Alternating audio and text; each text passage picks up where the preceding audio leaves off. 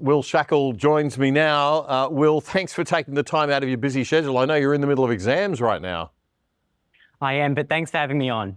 Great to have you on. So, Will, you mentioned in that session on Q&A that it's really pointless talking about whether there's a business case or a financial case or not for nuclear, that the government just needs to get on and lift the ban so that the free market, that investors will decide and business will decide whether or not it's viable, right, pretty quickly.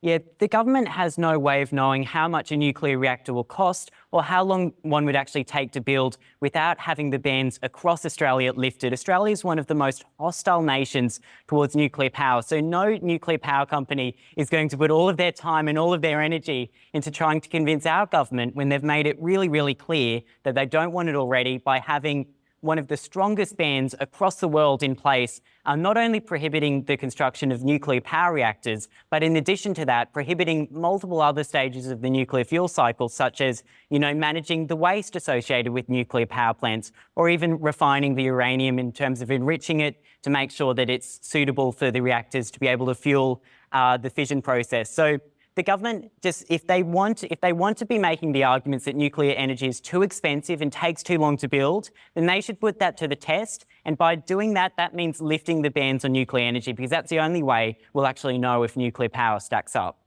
If we had really smart government too, we'd be looking at a broader industry here. Like you say, I mean, Australia's perfectly positioned for safe nuclear because we've got so much space. We're perfectly positioned to be a great place to process and refine spent nuclear fuel.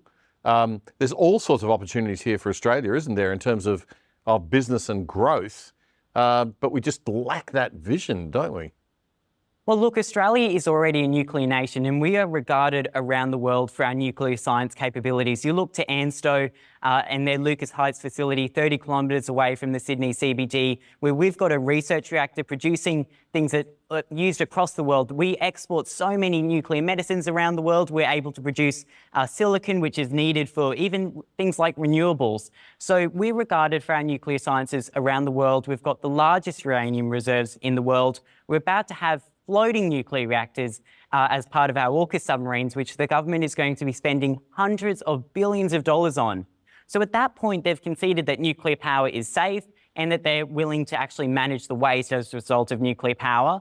But so far, the contradiction basically is that they're willing to manage all of that for nuclear reactors based in the water, floating around all of our major cities and everything like that. But they're not comfortable with those nuclear reactors being on land, which is where the debate really emerges. So whilst the government acknowledges the role of nuclear science in, curing people of cancer through nuclear medicines and being used in advanced manufacturing processes with the work that ANSTO does, and in addition to that, using nuclear sciences for the benefit of our national security, they can't seem to realise that nuclear science could also have tremendous applications for our energy security, especially at a time where we're not on track to reach our emissions targets. And it looks increasingly likely that if we follow our current path of 100% renewables, that the lights will inevitably go out. And that's just simply, we deserve better as a nation than having energy, being energy insecure.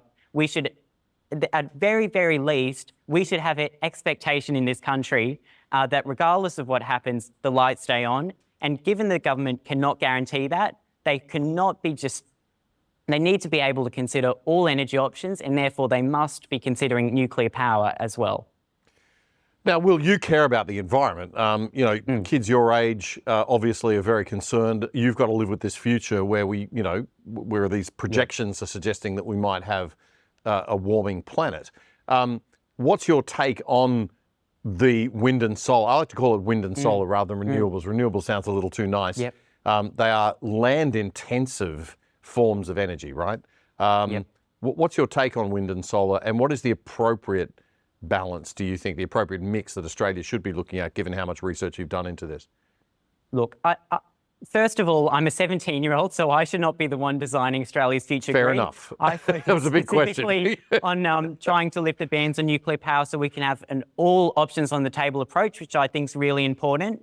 But in terms of what I think in terms of, solar and wind, I think it's inevitable that they will probably still play a leading role in our energy transition, and I think that's a good thing. I think nuclear should complement those solar panels and those wind turbines, but that's not forgetting the fact that no energy source is perfect. Nuclear power is not perfect, and certainly solar and wind is not perfect either. Literally nuclear power is actually safer than wind turbines statistically for 1 point. Obviously, solar panels, wind turbines have a major effect on the environment and also, displacing people from agricultural lands, even Indigenous communities. So there is that issue in terms of renewables, whether it be with the transmission, extra poles and wires and transmission infrastructure they require, or the direct land footprint required for all of these vast solar farms and wind turbines. That's certainly an issue that needs to be addressed. And I think there needs to be more done to ensure that communities are actually consulted and that these projects aren't at the detriment of those communities. But overall, I think that Australia needs to be considering all clean energy options if we want to have any chance of addressing climate change. And what I would say is, firstly, there's two angles to the environment. First of all, there's the fact that nuclear power is better for the environment from a land footprint and materials usage point of view as compared to fossil fuels, but also solar panels and wind turbines. But in addition to that, it's also one of the cleanest forms of energy in terms of addressing climate change. So if the government wants to be serious about acting on climate change and wants to be serious in reaching net zero, the only guaranteed path to actually do that is when you consider nuclear power. And we've seen that around the world. So not only is nuclear power beneficial for the environment from the land footprint and materials standpoint, but it's also hugely beneficial in addressing climate change. Will, what is the mood among people your own age now? I mean, obviously millennial age, older kids are kind of, pretty well, one-eyed when it comes to this stuff, if I dare say it. You're seeing a bit of a shift in your age group, are you, with the way kids are viewing the whole energy mix and climate change threat and everything? Yeah, and I think that was evident in the latest news poll, which showed that 2/3 of my generation actually supported nuclear power. And that's what I'm seeing anecdotally. I think, the thing about young people is that they support the science and they can see the science that nuclear power is a safe, low carbon and energy secure option for Australia. And when they see that evidence presented to them, they're naturally inclined to be supportive of nuclear power. So I think young people are can be some of the strongest champions for nuclear power. That's certainly what I'm trying to do through my campaign, Nuclear for Australia. We've got, now 20,000 people who are behind us and are supporting Nuclear for Australia in what we're doing. So that's excellent, a grassroots impact that we're able to achieve. In terms of the other things in regards to how young people just broadly see the energy debate, I think obviously young people do care a lot about climate change, but the real thing is, and this is what politicians I think have failed to understand, is not only do they want action on climate change, but they actually want politicians to tell them how they're going to actually act to lower emissions. And up until now, I think politicians have taken it for granted, I think they sort of are in a mind space where, if they think that they can just tell young people they'll do everything in their power to address climate change without actually saying to young people the specific solutions that they actually have. And that's what young people are really looking for, is solutions to these big issues we face, whether it is climate change, whether it is the energy security issues it looks like Australia will face in the future, even if it's, the cost of living crisis that young people are going to have to inherit